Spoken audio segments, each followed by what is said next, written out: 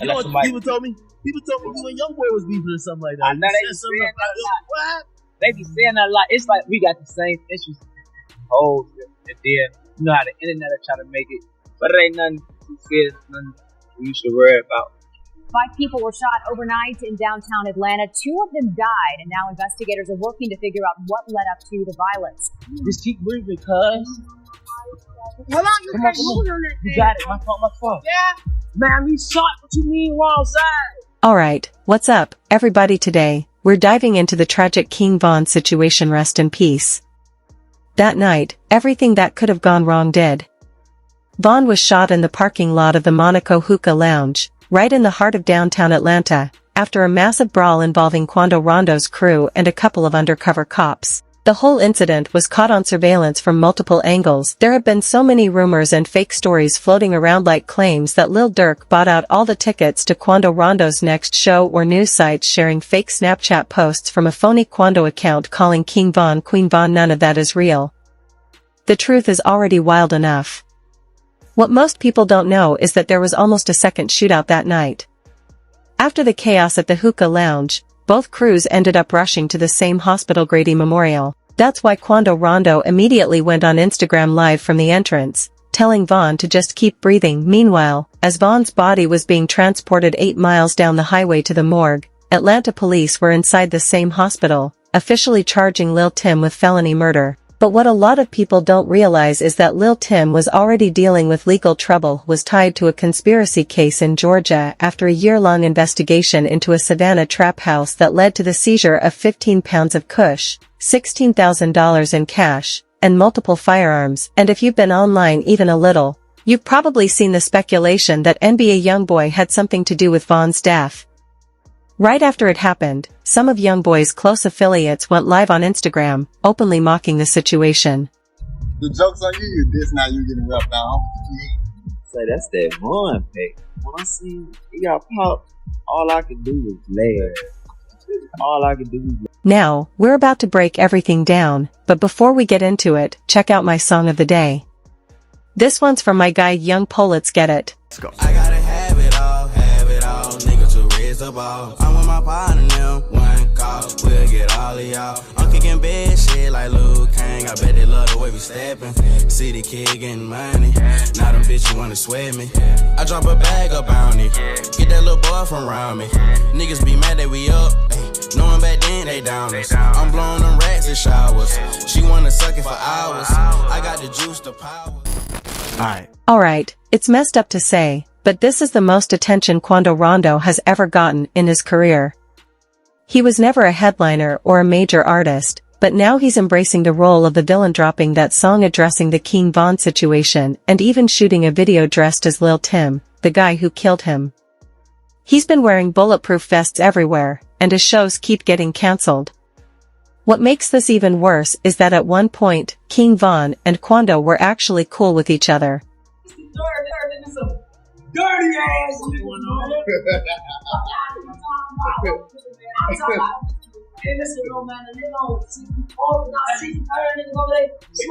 There's a video from a year ago showing the two of them before a show in Atlanta, cracking jokes and even clowning Von's ops together.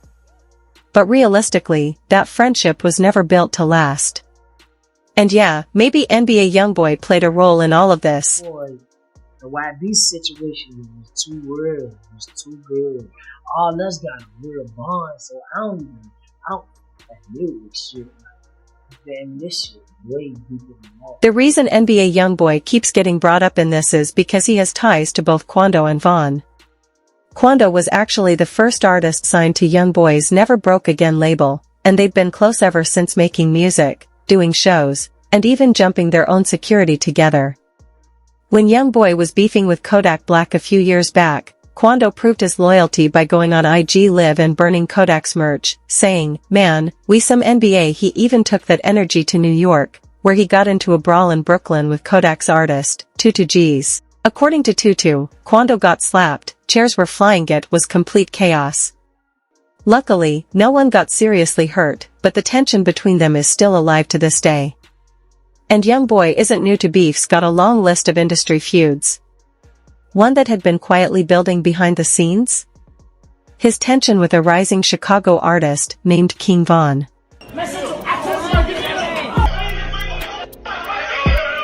At this point, Von was just starting to blow up.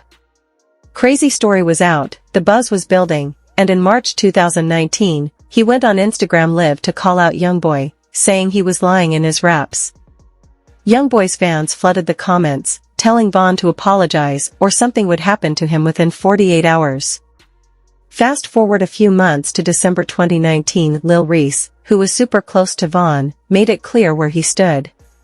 When fans asked him about a collab with Youngboy, he shut it down, saying he'd never work with him. The lines were being drawn quickly between OBlock and Youngboy's crew. For KT then, just 4 months ago, photos surfaced of Von holding hands with Youngboy's ex-girlfriend and baby mama, Jania.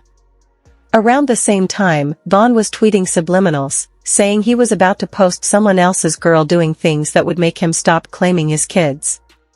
It didn't take long for Youngboy to fire back, went and did a song with King Von's ex, Asian Doll. Both of them were using each other's girls as a way to get under the other's skin. Meanwhile, people like 600 Breezy from Chicago were hyping Von up, saying things like, "I love what you're doing, we know what you're doing." He even used the hashtag rapper K, basically calling Von a rapper killer, and not so subtle shot at Youngboy. Youngboy responded in his own way indirectly, but still super direct, by saying, "I'm gonna make sure my son F's your daughter since you wanna troll." The tension kept building behind the scenes, and Von even threw subliminals at Youngboy on his latest album, Welcome to OBlock, which dropped just a month before his death. On the song Mine Too, Von straight up rapped that he had beef in Louisiana and the other dude didn't even know it, calling Youngboy out for talking gangster but not realizing what was really going on. Now he has to prove himself. So when news broke last month that King Von was killed in a confrontation with Youngboy's artist, theories quickly spread that Youngboy had ordered the hit. Just 2 days after Von's death, a fan uploaded an old, unreleased Youngboy track and titled it as if it were a King Von diss called Let Them Shots Off. This was pure clickbait, yet the video still managed to climb to number 8 on YouTube's trending charts despite having nothing to do with King Von. As speculation grew, fans started revisiting Youngboy's catalog, dissecting his lyrics for hidden messages. One song, in particular, stood out dead trolls. Some claimed it eerily predicted Von's death 2 months before it happened. In the track, Youngboy raps about planning a robbery in Atlanta, leaving his enemies dead, and references D. Rose being away from the Chicago Bulls' home. Connecting the dots, fans noted that King Von was staying in Atlanta when he was killed. Additionally, while Derrick Rose was a point guard for the Bulls, in Chicago drill culture, D. Rose refers to a notorious OBlock shooter who received a 40-year prison sentence for murder. He had been name-dropped in multiple tracks by Chief Keef and even Von, who had photos with him, adding fuel to the theory. Dead trolls dropped shortly after pictures surfaced of King Von holding hands with Jania, Youngboy's ex-girlfriend. However, let's not get carried away. No, this song didn't predict Von's death months in advance, nor did Youngboy summon some Louisiana voodoo to make it happen.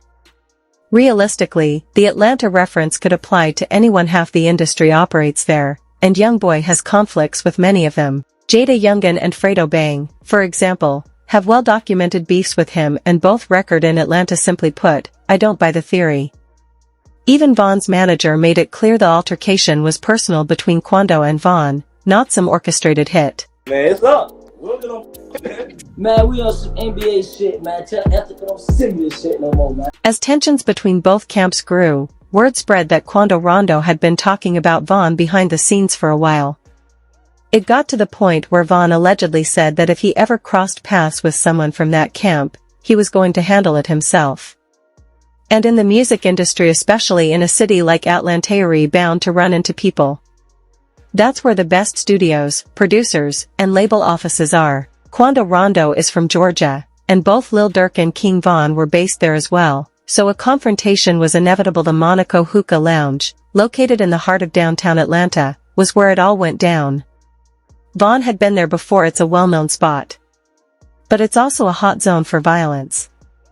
In the past year alone, 3 people had been killed there, which is why undercover cops were patrolling the area that night, both outside and inside the venue. When the news first broke, the reports were confusing.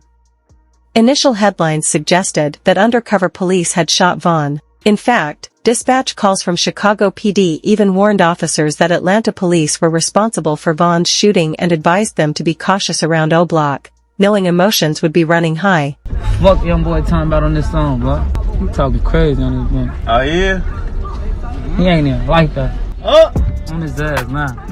You got cap in your rap. Later, it was revealed that 3 separate groups were involved in the incident: Vaughn's crew, Quando's crew, and undercover police. No one knows exactly what set Vaughn off that night, but according to his manager, he wasn't acting like himself. Earlier in the evening, Vaughn had been celebrating his album release at Opium nightclub. The original plan was for him to head back to his Airbnb around 2:30 a.m., but midway through the drive, he suddenly changed his mind and decided to go to a hookah lounge on Trinity Avenue, about 10 minutes away. Since Vaughn had been dealing with his ongoing legal case with Lil Durk in Atlanta for nearly a year, he was under strict conditions and couldn't carry a weapon himself. However, given his status, he usually moved with a full security detail, a bulletproof truck, and several of his guys from Chicago. But on this particular night, Vaughn left Opium with only one driver and another vehicle, leaving behind his usual security team. When Vaughn arrived at the hookah lounge, he stayed in the car for about 30 minutes before his security was informed of his location change and rushed over to meet him. Meanwhile, by pure coincidence or maybe something more, Quando Rondo was already in the same parking lot, asleep in his McLaren. The chances of Vaughn randomly deciding to change his route and ending up at the same spot as someone he had tension with seemed incredibly slim. One of Vaughn's friends spotted Quando and went back to tell him. CCTV footage then shows Quando walking towards a white SUV, cautiously scanning the area. Moments later, Vaughn suddenly jumps out of his car and heads straight toward Quando. As soon as he sees him, he starts throwing punches. Vaughn was unarmed, but his crew quickly surrounded Quando. That's when Quando's associate, Lil Tim, jumped out of the white SUV, pulled out a pistol, and fired 5 shots, hitting Vaughn in the chest and thighs. The gunfire also grazed Vaughn's manager, who was caught in the chaos. The scene immediately erupted into mayhem. Vaughn's close friend, who was right next to him when the fight broke out, was the first to return fire after Vaughn was shot. He managed to hit Lil Tim in the leg once, but then his gun jammed, preventing him from finishing the job. Ironically, this likely saved Lil Tim's life. Being shot in the leg caused him to drop to the ground, making him less of a threat to the undercover officers who were stationed nearby in an adjacent parking lot. With Lil Tim on the ground, Vaughn's friend, still holding his jammed Glock, turned and ran toward the undercover officers. They immediately opened fire, hitting both him and another OBlock member named Lewis. One of them was killed on the spot, while Lewis was left in critical condition. Meanwhile, Quando was still tangled up with Vaughn, who had been shot multiple times and was now paralyzed from the waist down. According to Vaughn's manager, Quando was yelling, "Vaughn's shot! Vaughn's shot!" On camera, it appears that Quando leans in and holds on to Vaughn, either trying to help him or possibly attempting to take his chain. It's hard to say for sure. At that moment, Vaughn's brother, Muwop, ran over and punched Quando in the head, separating him from Vaughn. Vaughn's crew then picked him up and rushed him to a getaway vehicle. Unfortunately, despite the hospital being just 10 minutes away, doctors were unable. In Atlanta, police shot King Von and 2 of the people. Social media is active with, they're upset with the police. So if we have any jobs in Parkway, send 2 cars. Keep your eyes open, be wary. They're not happy with the police over there.